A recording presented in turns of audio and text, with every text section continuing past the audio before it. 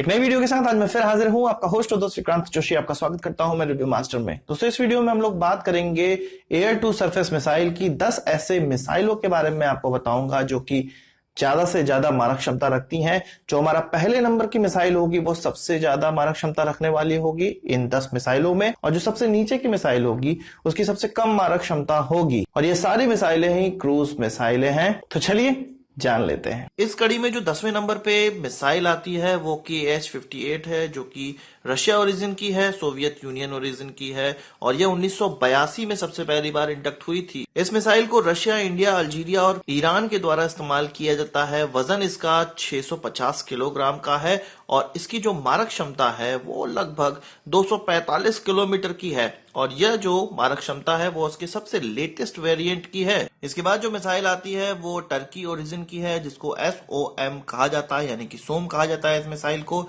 इस मिसाइल की जो मारक क्षमता है वो 250 किलोमीटर से ज्यादा है और इसका इस्तेमाल केवल टर्की ही करता है। इसका जो डिजाइन है वो रॉकेटसन ने बनाया हुआ है, जबकि मैन्युफैक्चरिंग इसकी लॉकहीड मार्टिन के द्वारा की जाती है। इसको F-16, F-4 और F-35 से लॉन्च किया जा सकता है। इसके बाद आती है स्टॉर्म शैडो, जो कि एंग्लो फ्रेंच क्रूज मिसाइल है और इसको 1994 में बनाया गया था। MBDA के द्वारा इसकी मैन्युफैक्चरिंग की जाती है। यूनाइटेड किंगडम और फ्रांस के द्वारा अभी इसको इस्तेमाल किया जा रहा है।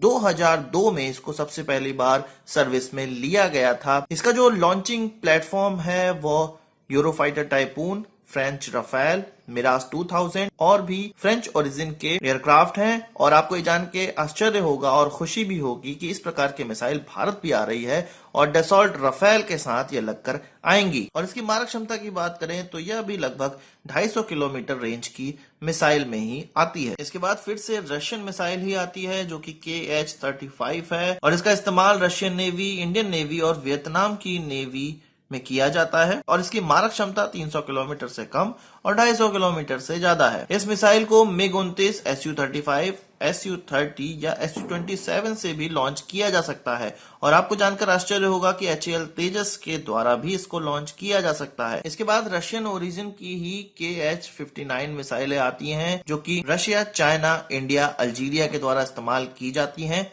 इसकी मारक क्षमता की बात की जाए तो यह भी 250 से ज्यादा और 300 से कम रेंज वाले टारगेट को नष्ट कर सकती है, पर इसकी जो एक्चुअल मारक क्षमता है वो KH-35 से ज्यादा ही है और लगभग ये 285 किलोमीटर तक एक्यूरेसी के साथ मार कर सकता है। और यह जो रेंज है इसके सबसे लेटेस्ट वर्जन की है। भारत में इसका इस्तेमाल Su-30 MKI के द्वारा किया जाता है। इसके अलावा HAL तेजस से भी इसको लॉन्च किया जा सकता है। इसके बाद आती है RBS-15 यानी कि रोबोट सिस्टम 15 मिसाइल, जो कि सैब बोफोर्स डायनेमिक्स के द्वारा बनाई जाती है, जो कि स्वीडिश कंपनी है, आप जानते ही हैं। और इसका इस्तेमाल Algeria, Croatia, Finland, Germany, Poland, Sweden और थाईलैंड करते हैं, यानी कि मैक्सिमम तौर पे इसको यूरोपियन देशों के द्वारा ही इस्तेमाल किया जाता है। इसका जो लेटेस्ट वर्जन है वो MK4 है और इसकी जो मारक क्षमता है वो 300 किलोमीटर के लगभग की है। इसके बाद ब्रह्मोस सुपरसोनिक मिसाइल आती है, जो कि भारत की बनाई हुई है। भारत और रशिया मिलकर इसको डेवलप किए हुए हैं और आप जानते ही हैं कि इसकी मारक क्षमता 300 किलोमीटर से थोड़ी सी ज्यादा है। इसको मैंने RBS-15 से ऊपर स्थान इसलिए दिया है क्योंकि इसकी जो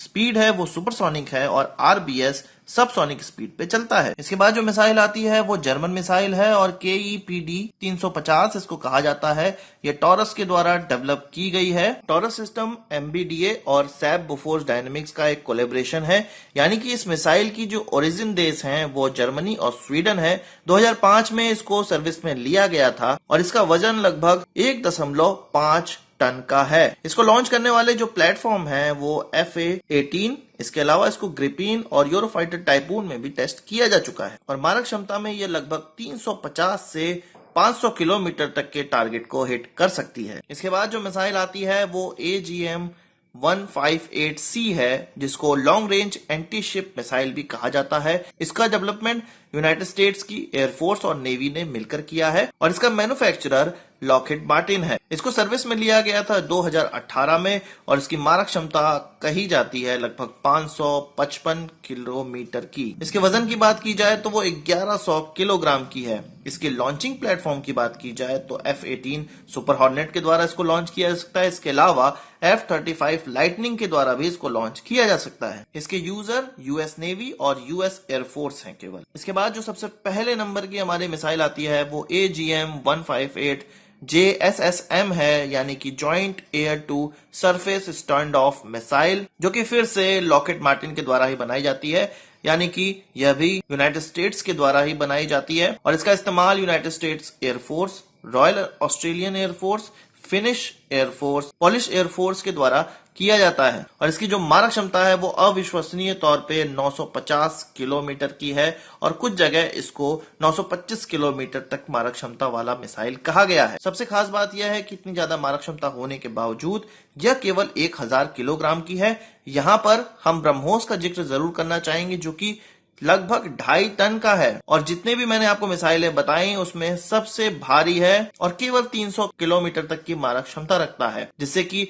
इसको किसी भी एयरक्राफ्ट के द्वारा लॉन्च नहीं किया जा सकता है। हैवी वेट ले जाने वाले एयरक्राफ्ट के द्वारा ही इसको लॉन्च किया जा सकता है, जो कि एक ब्रह्मोस का ड्रॉबैक हम लोग मान सकते हैं। JASSM की बात करें तो इसको B1 lancer, B2 spirit, B-52, F-15, F-16, F-18 के द्वारा लॉन्च किया जा सकता है। इसके अलावा F-35 से भी इसको लॉन्च किया जा सकता है। तो यह थे टॉप एयर टू सरफेस मार करने वाली मिसाइलें।